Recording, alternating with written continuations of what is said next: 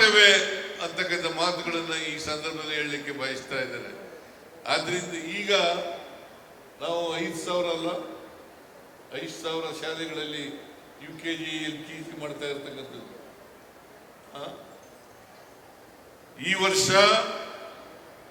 ಒಟ್ಟು ಅಂಗನವಾಡಿ ಕೇಂದ್ರಗಳಲ್ಲಿ 5,000 ಅಂಗನವಾಡಿ ಕೇಂದ್ರಗಳಲ್ಲಿ UKG LKG ಪ್ರಾರಂಭ ಮಾಡಿದ್ದೇವೆ.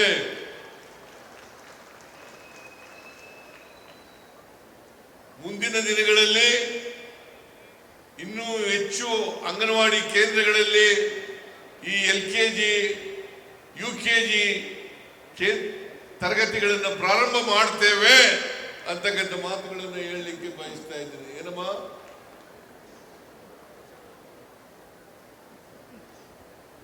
ಉದ್ದೇಶ ಏನು ಅಂತಂದ್ರೆ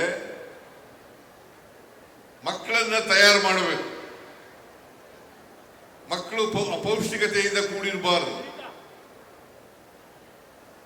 ಮಕ್ಕಳು ಮರಣ ಹೊಂದತಕ್ಕಂಥದ್ದು ಕಡಿಮೆ ಆಗಬೇಕು.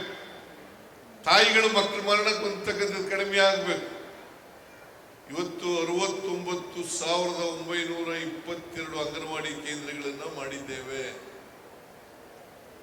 ಆಮೇಲೆ ಉದ್ಯೋಗದ ಎಲ್ಲ DC-ಗಳಿಗೆ ಅಧಿಕಾರ ಕೊಟ್ಟಿದ್ದೀವಿ. ಅಂಗನವಾಡಿ ಕೇಂದ್ರಗಳಲ್ಲಿ ಖಾಲಿ ಆದರೆ ತಕ್ಷಣ ಅದನ್ನು ಭರ್ತಿ ಪ್ರಮಾಣಗಳಿಂದ ತುಳಿತಕ್ಕೆ ಒಳಗಾದಂತ ಸಮುದಾಯ.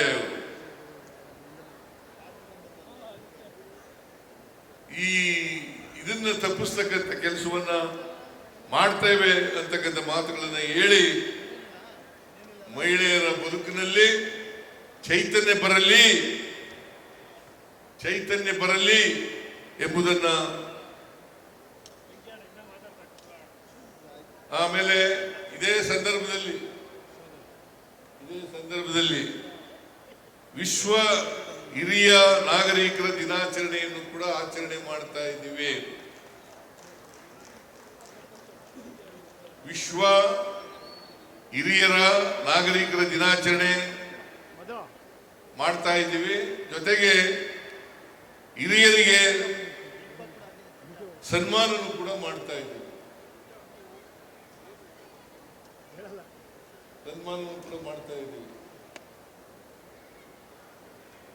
ಕಾರಣ ಯಾಕಪ್ಪ ಅಂತಂದ್ರೆ ಹಿರಿಯರು ಕೂಡ ಆರೋಗ್ಯವಾಗಿರ್ಬೇಕು.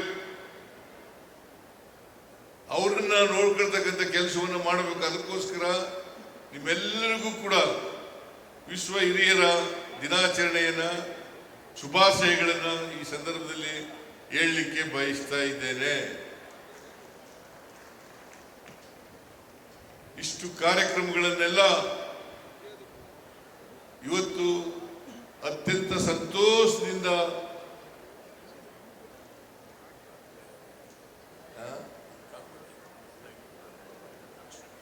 ಯಾವುದು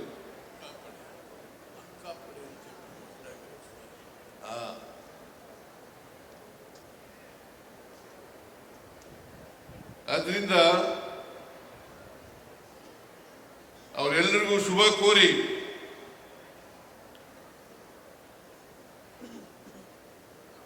ಎಲ್ಲ ಹಿರಿಯರು ಮತ್ತೆ ಇವತ್ತು ಯಾರ್ಯಾರಿಗೆ ಸನ್ಮಾನ ಮಾಡ್ತಾರೆ ಅವರೆಲ್ಲರಿಗೂ ಕೂಡ ಅಭಿನಂದನೆಗಳನ್ನು ಹೇಳಲಿಕ್ಕೆ ಬಯಸ್ತಾ ಇದ್ದೇನೆ.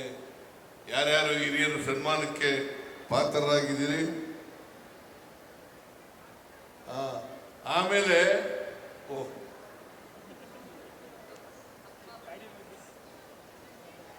ಮಹಿಳೆಯರ ರಕ್ಷಣೆಗೋಸ್ಕರ,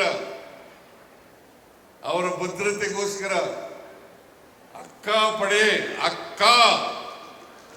ಅಕ್ಕ ಪಡೆಯನ್ನು ಕೂಡ ರಚನೆ ಮಾಡ್ತಾ ಇದ್ದೀವಿ. ಇದರ ಯೋಜನೆಯನ್ನು ಕೂಡ ಅತ್ಯಂತ ಸಂತೋಷದಿಂದ ಉದ್ಘಾಟನೆ ಮಾಡಿ ಇದರ ಘೋಷಣೆಯನ್ನ ಮಾಡಿದ್ದೇನೆ ಅಂತಕ್ಕಂಥ ಮಾತುಗಳನ್ನು ಈ ಸಂದರ್ಭದಲ್ಲಿ ಹೇಳಲಿಕ್ಕೆ ಬಯಸ್ತಾ ಇದ್ದೇವೆ. ಮಹಿಳೆಯರ ರಕ್ಷಣೆ, ಅವರ ಭದ್ರತೆಗೋಸ್ಕರ ಈ ಅಕ್ಕ ಪಡೆ ಕೆಲಸ ಮಾಡುತ್ತದೆ. ಇದನ್ನ ಇವತ್ತು ಉದ್ಘಾಟನೆ ಮಾಡಿದ್ದೇನೆ, ಮತ್ತೆ ಅದರ ಘೋಷಣೆಯನ್ನು ಕೂಡ ಮಾಡಿದ್ದೇನೆ. ನಿಮ್ಮ ರಕ್ಷಣೆಗೋಸ್ಕರ, ನಿಮ್ಮ ಭದ್ರತೆಗೋಸ್ಕರ ಮಾಡಿರ್ತಕ್ಕಂಥದ್ದು. ಇಷ್ಟನ್ನ ಹೇಳಿ ನಿಮ್ಮೆಲ್ಲರಿಗೂ ಶುಭ ಕೋರಿ ನನ್ನ ಮಾತುಗಳನ್ನು ಮುಗಿಸ್ತೇನೆ. ಜೈ ಹಿಂದ್, ಜೈ ಕರ್ನಾಟಕ, ಜೈ ಸಂವಿಧಾನ.